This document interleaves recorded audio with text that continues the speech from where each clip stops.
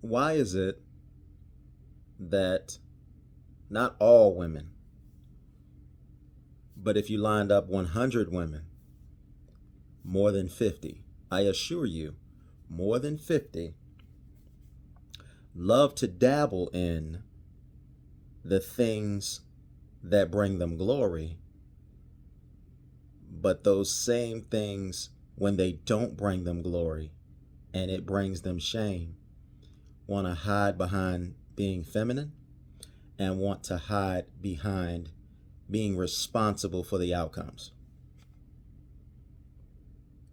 Let's take a young lady who dates an older man. It's all good and it's all fun and games, and she's allowed to. She's of legal age. She can do what she wants to do. She's a grown woman. But when that relationship doesn't work out, let's just say that that guy turns out to be a hole. Let's say that guy turns out to just be generally bad for her. She gets to hide behind femininity, meaning she gets to say, oh, well, I was young. Or you hear other women will say, oh, she was too young to make a good decision about what she wanted. Yet she may get to the age of 25, 30, 35, and when those relationships don't go well as well, then she's saying the same thing she said when she was 20, 21, 19, 18, whatever it is.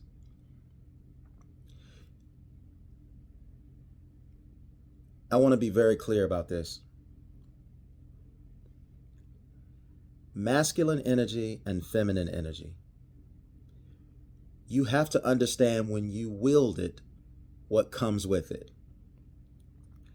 Feminine it's like warmth. Masculine, it's like cold. All right? Obviously, you want to handle something that is warm, it's more comfortable. But cold, you have to deal with a certain mindset. Now, when I say the world, do you think of the world as warm or do you think of the world as cold? No, you think of the world as cold. So a woman who typically, and I'm not saying that masculine energy is strictly assigned to men and feminine energy is strictly assigned to women, but flow with me. Most men need to operate in masculine energy. Will he operate in feminine energy at times? There are times, for instance, dealing with his children, young children, dealing with his daughters. He's going to operate with some semblance of feminine energy because that masculine energy is not going to be apropos to that child. But when he goes out into the world, that world is cold, no matter where he is. And I'm not talking about temperature, weather. I'm just talking about in a sense of the remorse. There's less remorse out there in the world. The world will chew you up and the world will spit you out. Now, when you are talking about in-house, for a man and a woman, that is a place where femininity is supposed to preside. Femininity is supposed to relax the man. It's supposed to help a man feel a sense of, I can take this armor off. I don't have to be so rigid. I don't have to be so tough. Still got to be on guard because an intruder can violate my home space. But generally speaking, it is a place where it's a place of refuge. It's a place where I can recharge as a man. It's a place where I can let my guard down a little bit. Because you got to remember this too. Even though the role of a man is to provide and to protect, he still has to have something nurturing about him towards his wife and children. And it's the same thing with women. Women can't always operate in femininity. Sometimes they have to be masculine. For instance, if no one's there to protect her and the children, she's going to have to step up, and she's going to have a protective nature about her. She's going to have to be impregnable for her children. So it's important to understand that you can go to school and you can major in something, but you also can minor in something, and it helps you to be more well-rounded. Sometimes if the mother's going hard on the children, the father might soften his stance. There's no need for both of them to be hard on the children. Or it could be vice versa on anything. If a man is not able to go out there and do the provisional and the protection things, then the woman can pick up that slack. It happens. See, the delusional world we live in is we think that men can't ever slip up in the finance department. And it's just too many variables that can happen that aren't controllable, that can make a man have a season or have a moment where he's taken an L. That man lose his job. I don't think men go out there and purposely try to lose a job. I just think men go out there and for variables that they can't control, they lose their job. It doesn't mean they stay down. They try to get back up. But if the woman needs to step up in some area, then she just needs to step up in some area. She's not just casually just with some man. She's with her husband. She's with somebody she made a commitment to, for better or for worse. So we want to make sure that we understand that most women need to operate in their feminine energy, but they also will have times where they need to operate in their masculine energy. And they need to understand how to pull out of that when it's time and not fall in love with that. See, what happens with women is they feel a sense of power and they feel a sense of liberation when they're operating in masculine energy. But it helps them to abandon their sole purpose, which is to operate in feminine energy. And if you are in an environment where you have to always be in your masculine energy, it's going to be very, very difficult for you to provide feminine energy to someone. And I understand we're living in a day and age where we live in a two-income household system. Just because you are helping your man with the finances, if you're in that situation, it doesn't make him no less than a man, because provisions can have nothing to do with money. Think about the word provision. Provision is to have a plan, a way of implementing that plan, seeing the vision. It has nothing to do with money. Matter of fact, you could have a couple where the woman is making the money, but she has no vision. She just knows how to go out there and make money. And you could have a man that doesn't go out there and make money, and he has a vision for the money. He knows exactly what to do. That couple can work well together and they can be well off. So she could go out there and she could make $250,000, let's just say, I'm just making up a number, and he could just be like, not have a job, but he could exhibit that he knows what to do with money. He just doesn't exhibit the skill set to go out there. Now I'm trying to be extreme, but believe it or not, when a woman is secure in how she makes her money and she can come across a man that'll make her better and not leech off of her, that $250,000 can turn into $2.5 million. Let's just say that a woman says, I got this money. I go out there, I'm paycheck to paycheck, but I'm making good money. I make $250,000 a year. And he says, why don't we, instead of spending all of this money or whatever, let's just budget ourselves and let's just have this budget for ourselves in terms of what we're going to spend on the expenses and our entertainment. And then we're going to take the rest of this money and we're going to buy some investments. We're going to buy some life insurance. We're going to buy, we're going to annuitize, if need be, or we're going to put this in emergency funds. We're going to get some MIGA accounts. We're going to get some high yield savings accounts for short-term, mid-term, and long-term investing. And we're going to set ourselves up. We're going to get a brokerage account. I'm just naming stuff. We're going to get some mutual funds. We're going to get some CDs if that's what we choose to do. We're going to get some bonds. Whatever your situation or circumstance, but he has a vision for that, and she listens to his vision, her money's going to start working for her. And then she'll get to a point, and they'll get to the point where going to work is more optional, right?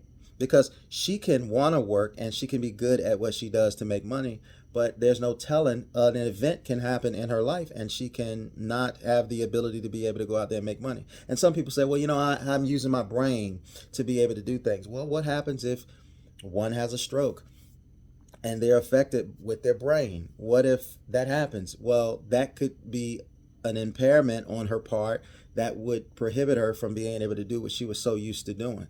So you got to be smart while you have the ability to be able to do something, whether you are taking care of your family mentally, physically, or whatever it is that you do to take care of your family.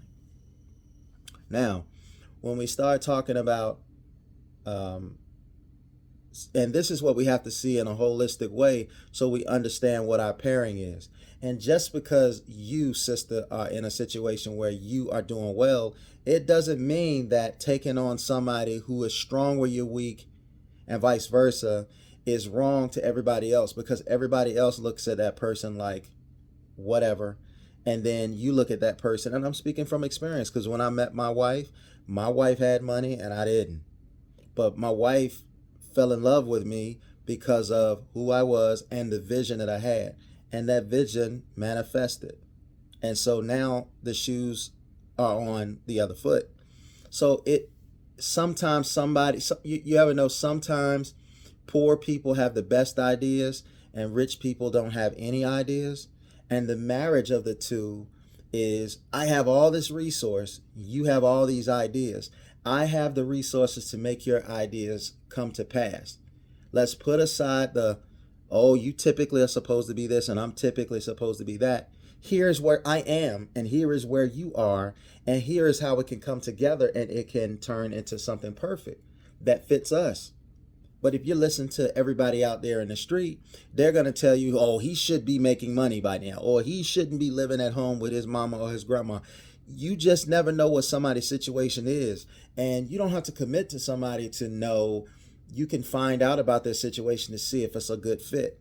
Go out to dinner with that person. Go out to get some lunch. Go out to get some coffee, whatever it is, so you can learn about that person. Because I can guarantee you the problem that's going on right now, right this moment, is people are overlooking certain people because they feel like certain people should have and be at a certain level.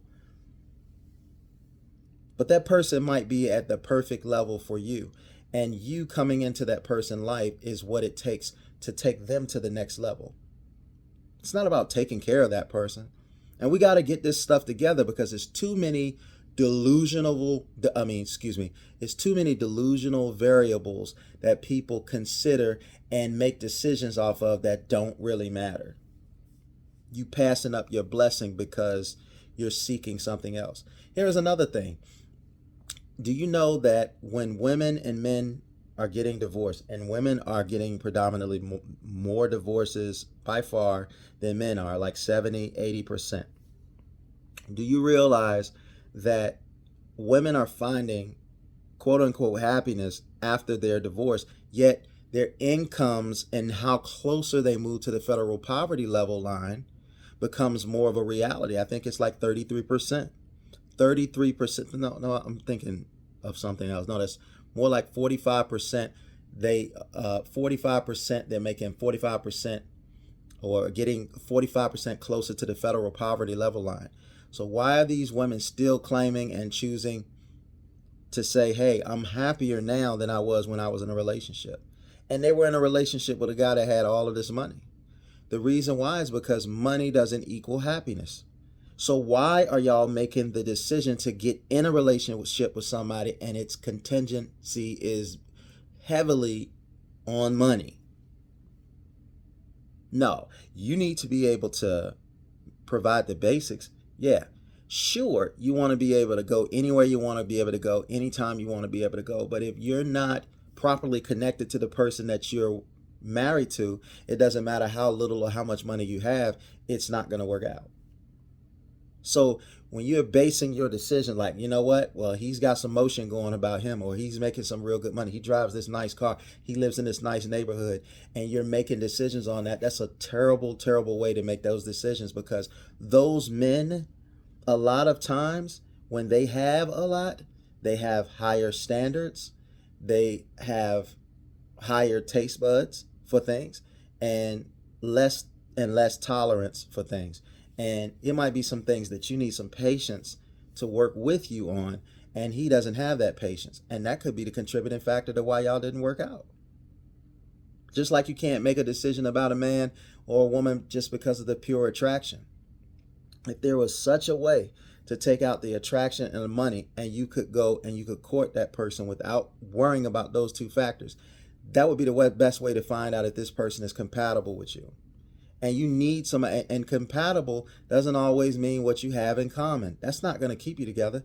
It's the differences that are going to determine if you can stay together. And you need to be different. You can't like the same.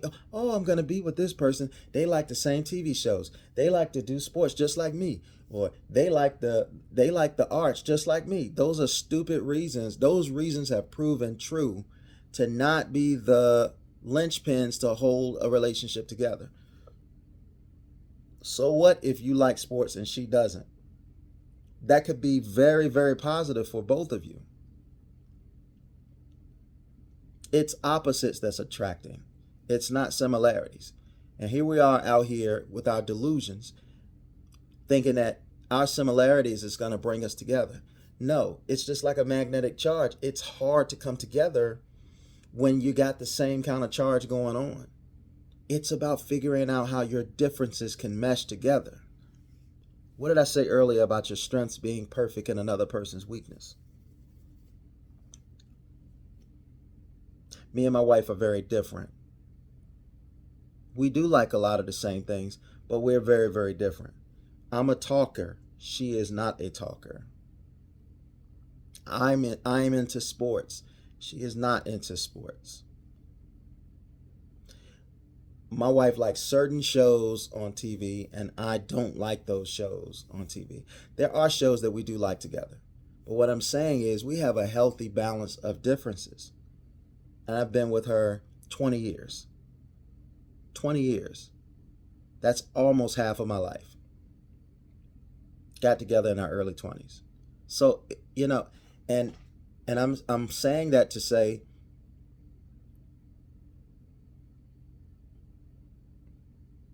our marriage is like autopilot. I'm not trying to be with her. I'm so exhausted. I gotta do this, I gotta do that. No, I don't even think about it, and she doesn't think about it either.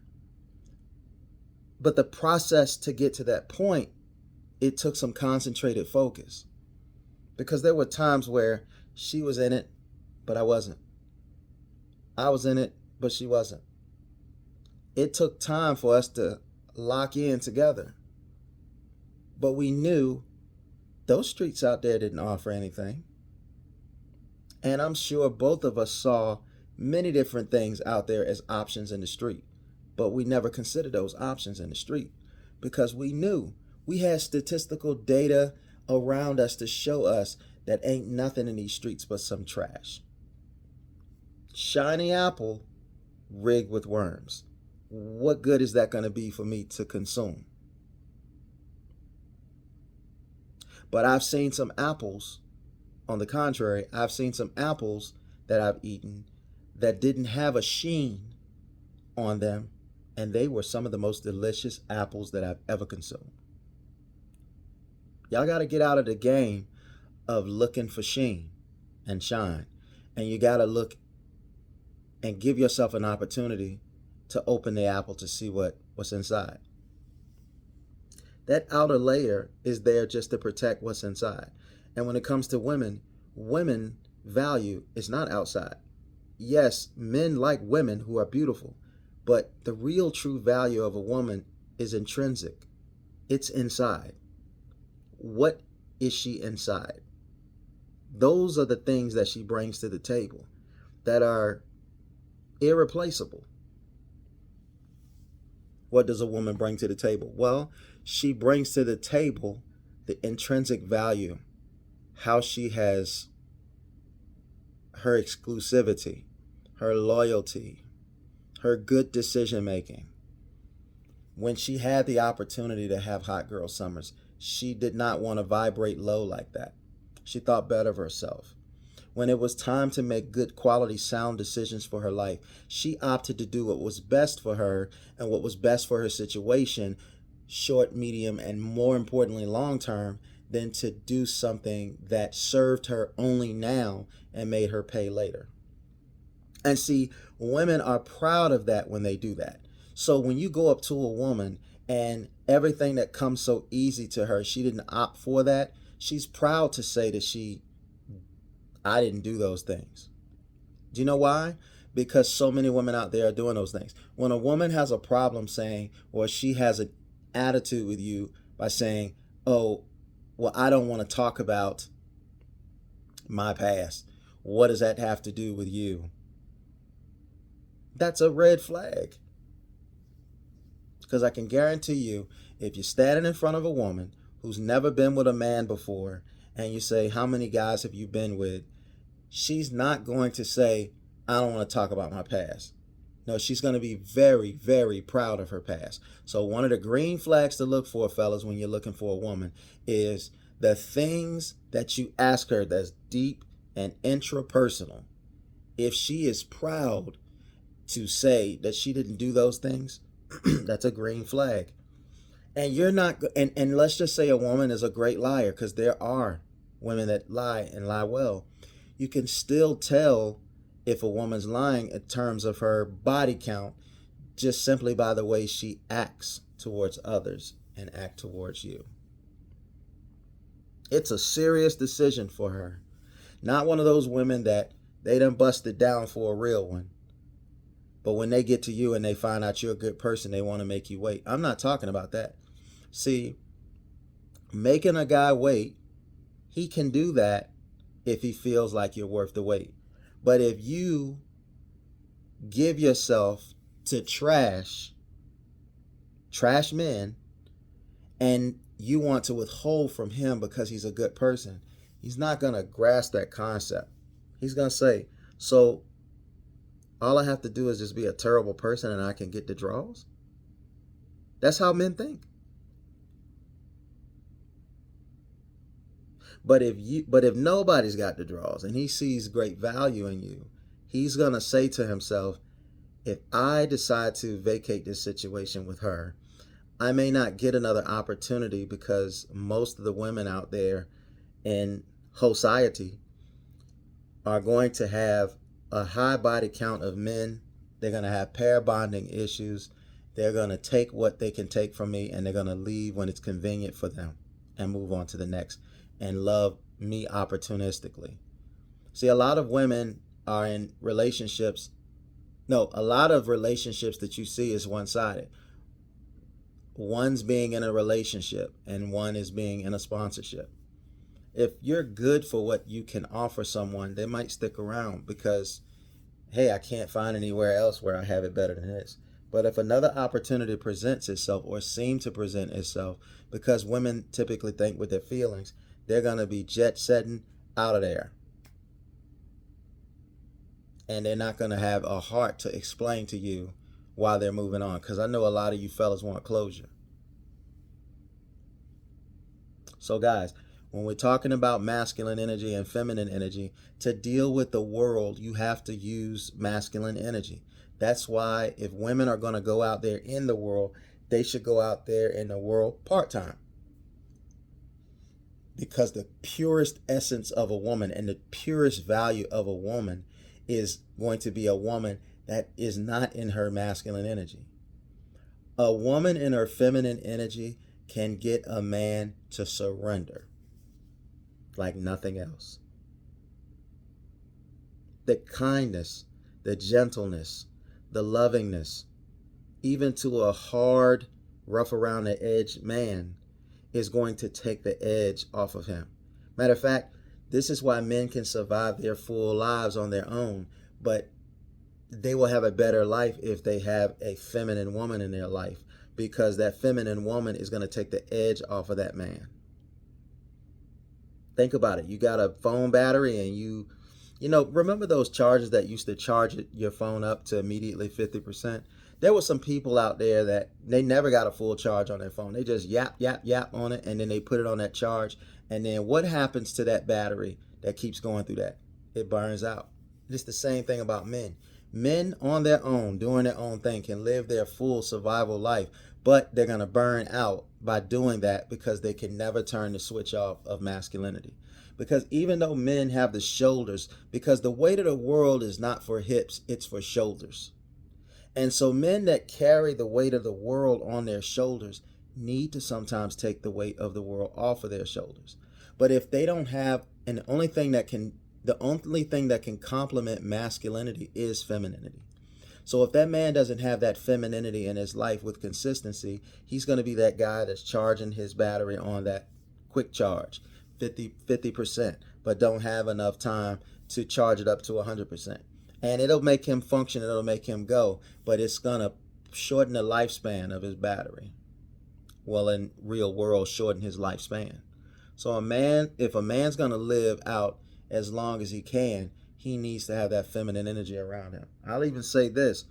They say that men statistically live longer when they have a woman and a side piece.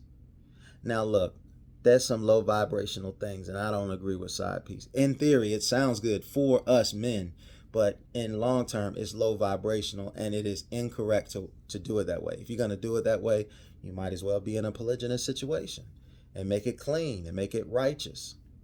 But that's another day, another story. But when you start thinking about all of the things that comes with masculinity, you need that feminine energy to reset you, recharge you. And women, you need that masculine energy to feel to feel an environment that will give you a sense to thrive. But let's stop this mess about masculinity is the sum of money. It's not. There are some great men out there that don't make a lot of money, and there are some terrible men out there that make a ton of money. In fact, money can compromise his masculinity because it'll make him shortcut everything. Money's not going to make you more of a man. And I'm saying this to men too. Money is not going to make you more of a man. And don't let a woman make you feel like you are man. Your measurement of manhood is based on how much money you got.